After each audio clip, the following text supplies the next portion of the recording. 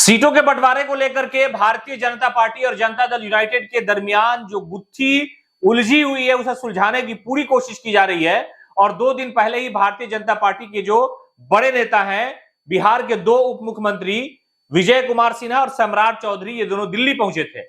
वहां पर सबसे पहले अमित शाह से मुलाकात की और उसके बाद उन्होंने प्रधानमंत्री नरेंद्र मोदी से मुलाकात की। और इस मुलाकात के फौरन बाद जो खबर आई सामने वो ये है कि मुख्यमंत्री नीतीश कुमार प्रधानमंत्री नरेंद्र मोदी से मिलने वाले हैं।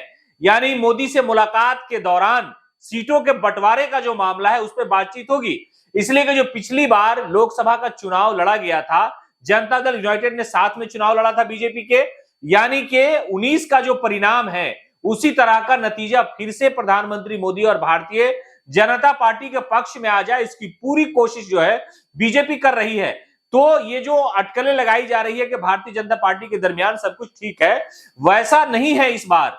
इसलिए कि जो दावेदारी है जनता दल यूनाइटेड की वो अलग अलग सीटों पर है। भारतीय जनता पार्टी की जो दावेदारी है वो नरेंद्र मोदी को फिर से प्रधानमंत्री बनाने की दावेदारी के साथ मजबूत दावेदारी अंदरूनी खाना चल रही है। और बीजेपी ये चाहती है कि नीतीश की मर्जी पर कुछ ना हो, यानी जो भी हो वो प्रधानमंत्री नरेंद्र मोदी की मर्जी से ही हो। इसलिए कि बिहार और उत्तर प्रदेश 2 ऐसा राज्य है जहां पर सबसे ज्यादा बीजेपी यानी एनडीए के खाते में इस बार लोकसभा का जो परिणाम आया था वो है। तो नतीजा यही आना चाहिए, इसको लेकर के मंथन जारी है।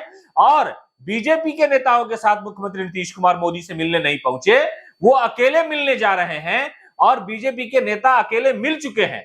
तो ये प्रधानमंत्री मोदी के सामने जो प्रेजेंटेशन है उनका कि किन किन सीटों पर चुनाव लड़ा जाएगा, क्या क्या तैयारियां हैं, और खास तौर से जो सीटों के बंटवारे का मामला है उसको लेकर के लगातार मंथन जो है बीजेपी के नेता आपस में ही कर रहे हैं।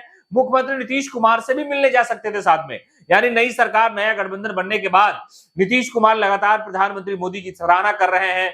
जिस दिन कर्पूरी ठाकुर को भारत रत्न देने की घोषणा की गई उसी दिन मुख्यमंत्री नीतीश कुमार ने आदरणीय प्रधानमंत्री को बड़ी सारी मुबारकबाद देते हुए उनकी बड़ी तारीफ की। और उसके बाद लगातार जो सरकार बनी तो प्रधानमंत्री मोदी ने नीतीश कुमार को मुबारकबाद दी। लेकिन अब जो सीटों के बंटवारे का मसला है उसी मामले को लेकर के भारतीय जनता पार्टी के नेता दिल्ली पहुंचे थे और उन्होंने अपनी सारी बातें रख दी प्रधानमंत्री के सामने, अमित शाह के सामने, कि इन्हीं सीटों पर हमारी निगाह है, यहां हम चुनाव लड़ना चाहते हैं, यहां पर हमारा कैडर मजबूत है।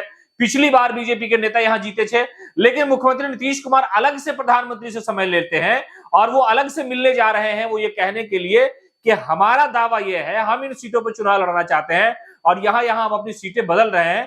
तो जो हालात पिछली बार 2019 के थे उस तरह के हालात अभी नहीं है। यानी अगर जाना होता तो उप मुख्यमंत्री मुख्यमंत्री साथ जाते, लेकिन दोनों ने अपने अपने पार्टी के स्तर से मिलने का पूरा प्लानिंग सेट किया। और अभी से 2 दिन पहले जो है वो सम्राट चौधरी और विजय कुमार सिन्हा ने दिल्ली में जाकर के प्रधानमंत्री से मुलाकात की, लेकिन अब मुख्यमंत्री नीतीश कुमार मिल रहे हैं।